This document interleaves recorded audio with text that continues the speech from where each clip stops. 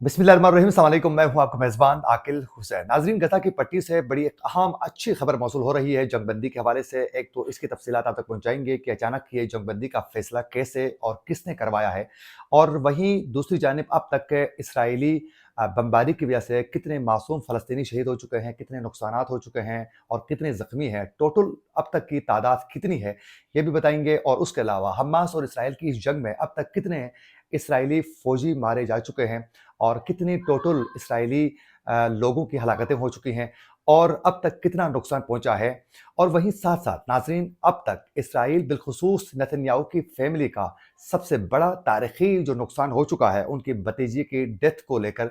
इसकी भी तफसीलात आप तक पहुंचाएंगे कि जो नेतन्याहू का भतीजा मारा गया है हमास के मुजाहिदीन की जानिब से,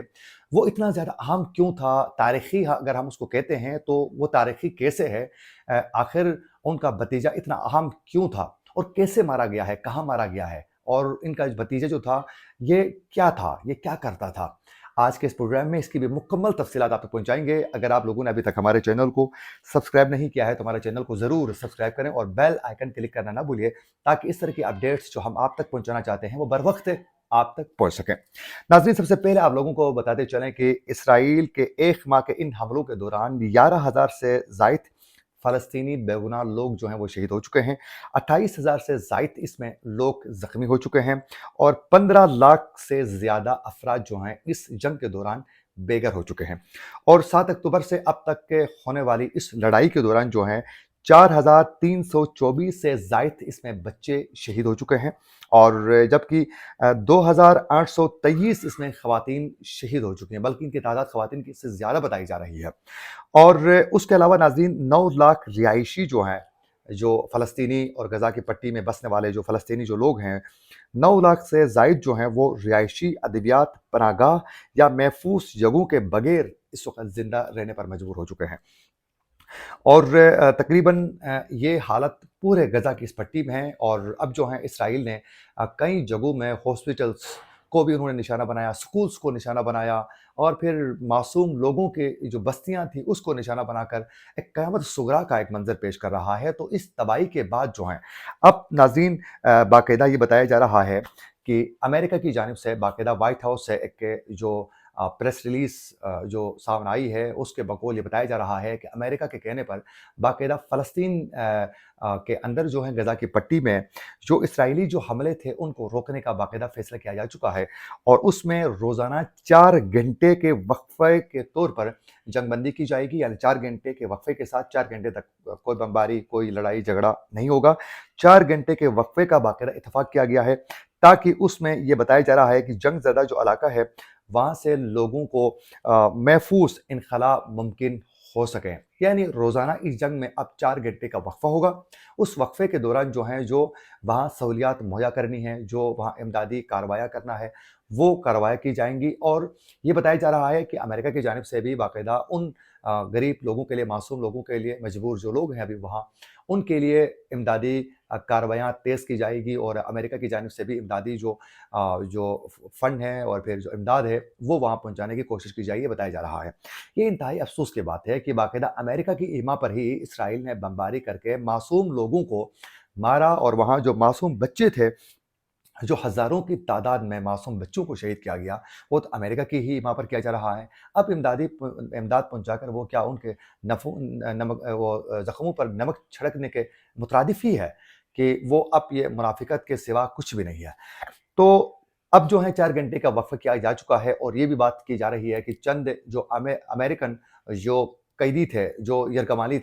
किया गया था हमास के मुजाहिदीन की जानिब से, उनको छोड़ने का भी कहा गया है, जिसमें 6 से 7 तादाद जो हैं वो अमेरिकन्स की है और 1-2 जो हैं वो इसराइल के हैं। बाकी जो इसराइली इस वक़्त जो हमास के मुजाहिदीन के पास जो मौजूद हैं, वो उनको नहीं छोड़ा गया है। और अमेरिका की जानिब से एक ये ब्लंडर सामने आ रहा है। अब ये बताया जा रहा है कि इस जंग के बाद भी, सीज़ फायर के बाद भी जो इसराइली जो फ़ौजी हैं वो गज़ा की पट्टी में जो एरिया है वहाँ रहेंगे ये वहाँ लोगों के लिए इमदाद पहुँचाने के लिए। अब ये अफ़सोस की बात है, कितना ब्लंडर है अमेरिका का कि वो कह रहे हैं कि लोगों के बेहतरी के लिए, वहाँ लोगों के लिए इमदाद पहुँचाने के लिए। भाई, इसराइल ने ही तो तबाही मचाई है, उनका वहाँ रहना क्या तुक बनता है? अगर वो वहाँ रहेंगे तो آپ کو کیا لگتا ہے کیا حماس کے جو مجاہدین ہیں وہ خاموش تماشائی بنے رہیں گے؟ ہاں جی آپ آئیں ہمارے گھروں کے سامنے آپ کھڑے رہیں؟ ایسا نہیں ہوگا، بلکہ ان کا حشر بھی وہی ہوگا جو افغانستان میں امریکنز کا ہوا تھا، کیونکہ آپ کسی اور کی سرزمین میں جا کر لانگ ٹرم آپ وہاں لڑ نہیں سکتے ہیں وہ آپ کسی نہ کسی دن جو ہے آپ کو منہ کی کھانی پڑتی ہے، تو یہ زیادہ دیر وہاں ٹھہر نہیں سکیں گے، ان کو جنگ بندی کے سوا کوئی دوسرا حل بھی نہیں ہے۔ اور امریکہ کی جانب سے یہ جو جنگ بندی 4 گھنٹے کی کروائی جا چکی ہے، اس کی ایک بڑی وجہ یہ بھی ہے کہ نمبر ایک تو اسرائیل کو سانس لینے کا موقع فراہم کرنا چاہ رہا ہے امریکہ، وہی دوسری جانب پوری دنیا کی جانب سے، یعنی جو اسرائیل اور امریکن جو باقاعدہ ان کے اپنے بندے تھے، یعنی جو ان کی حکومتوں اور ان کے معاملات کو سپورٹ کرنے والے جو ممالک تھے، وہ سب بھی اسرائیلی بربریت اور معصوم بچوں کی کلنگ پر جو ہیں وہاں بھی آوازیں اٹھنے کے بعد جو ہیں وہ مجبوراً یہ فیصلہ کرنے پر مجبور ہو چکے ہیں کہ بھائی جنگ کو روک لیں، کیونکہ جو ہمارے اپنے جو اتحادی ہیں وہ بھی اب چیخنا انہوں نے شروع کیا ہے، تو اس وجہ سے یہ تمام معاملات رک رہے ہیں۔ اب ناظرین میں ذرا ان کے وہ بتیجے کی آپ لوگوں کو خبر پہنچاتا ہوں جو بدھ کے روز جو ہے ان کو حماس کے مجاہدین نے مارا تھا، وہ اتنا زیادہ اہم کیوں تھا؟ ناظرین سب سے پہلے آپ لوگوں کو بتاتے چلیں کہ نیتن یاہو کے بتیجے کو جو مارا گیا ہے وہ حماس کے مجاہدین کے مارنے کے بعد اسرائیلی فوج کی جانب سے اور اسرائیلی میڈیا کی جانب سے اس کو ایکسیپٹ نہیں کیا گیا، اس کو نہیں بتایا گیا،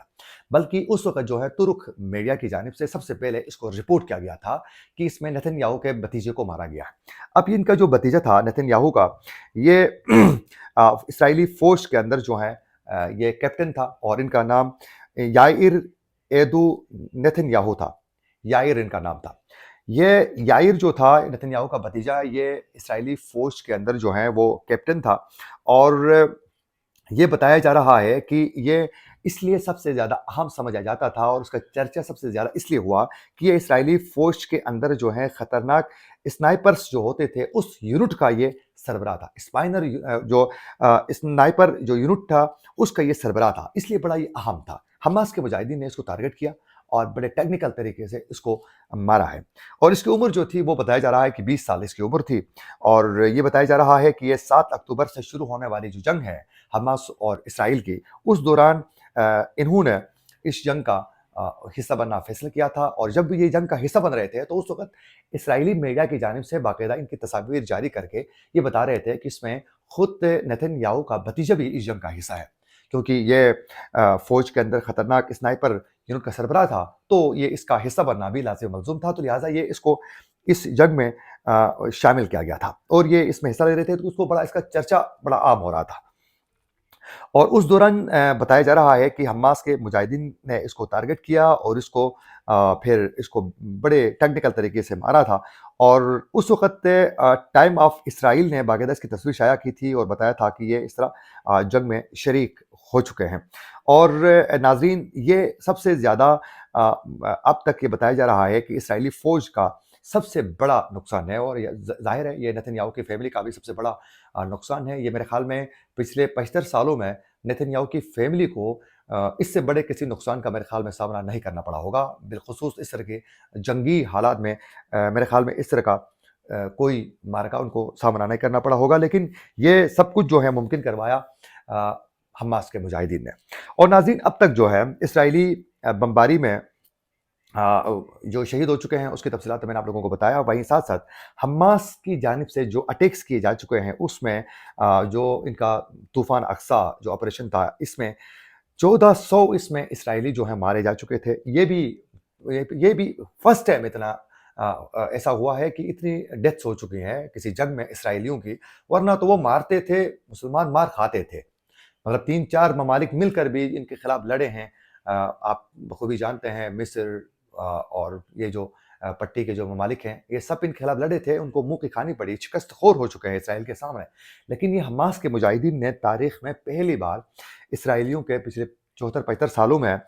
سب سے زیادہ 1400 اسرائیلیوں کو مارا گیا ہے، جن میں 324 اسرائیلی فوجی مارے جا چکے ہیں اور 5132 اسرائیلی اس میں زخمی ہو چکے ہیں، 2000 سے زائد اس میں یرغمال بنائے جا چکے ہیں۔ اچھا، یہ جو یرغمال بنائے جا چکے ہیں جس میں 200 سے زائد ہیں، اس میں اسرائیلی باقاعدہ آفیسر سے جو آپریشن میں جو لیڈ کرتے تھے ان کو بھی انہوں نے باقاعدہ لا کر کنٹرول کر کے ان کو یرغمال بنایا ہے۔ اب آگے ہونے والا کیا ہے؟ ہونے والا یہ ہے کہ जो ईरान और हमास की जानिब से, ये अमेरिका की जानिब से भी साफ वाज़ेह कहा गया है कि ईरान और हमास यानी ईरान के जितने भी जो ग्रुप्स हैं, जो जंगजू ग्रुप्स हैं, उन सब ने कहीं भी इस जंग को तूल देना नहीं चाहते हैं। तो इसमें तो कोई दो राय नहीं है कि ईरान की जानिब से भी और फिर हिज़्बुल्लाह की जानिब से भी साफ वाज़ेह कहा गया है कि देखें, हम मज़ीद जंग नहीं चाहते हैं। आप अगर ज़्यादा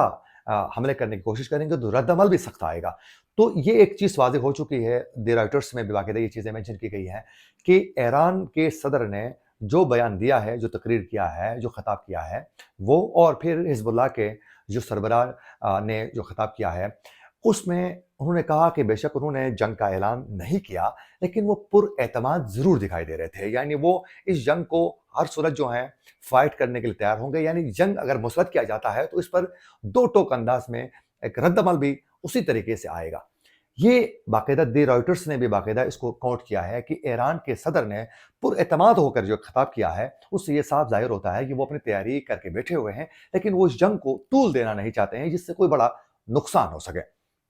तो इसकी एक बड़ी वजह ये भी है कि ईरान को खदशा है, उसको अमेरिका को खदशा है, अगर हम ईरान के साथ छेड़खानी कर लेते हैं या फिर हिज़्बुल्लाह या हमास के साथ ज़्यादा लड़ते हैं, तो अगर हिज़्बुल्लाह जंग में उतर जाता है, तो फिर हिज़्बुल्लाह के पास इतना असला है, बिलख़ुसूस जो रशियन साख्ता जो मिसाइल्स हैं, वो हमास के हिज़्बुल्लाह के पास मौजूद हैं। तो उनका ये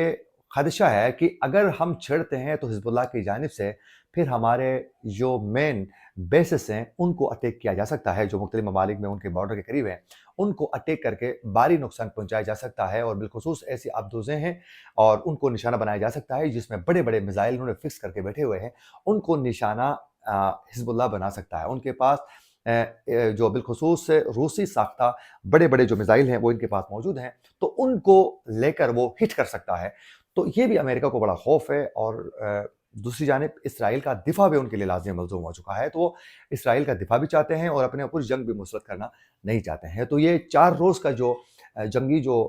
वक़्फ़े का जो माहिदा किया गया है, ये आहिस्ता-आहिस्ता अगर इसको मज़ीद सीज़ फायर की तरफ लेके जाते हैं या फिर जंगबंदी की तरफ लेके जाते हैं, तो यकीनन ये फ़िल वक़्त है जो गज़ा की पट्टी में बसने वाले लोगों के लिए एक बहुत बड़ी रिलीफ़ होगी। इसी के साथ अपने मेज़बान आकिल हुसैन को दीजिए इजाज़त। अल्लाह निगहबान।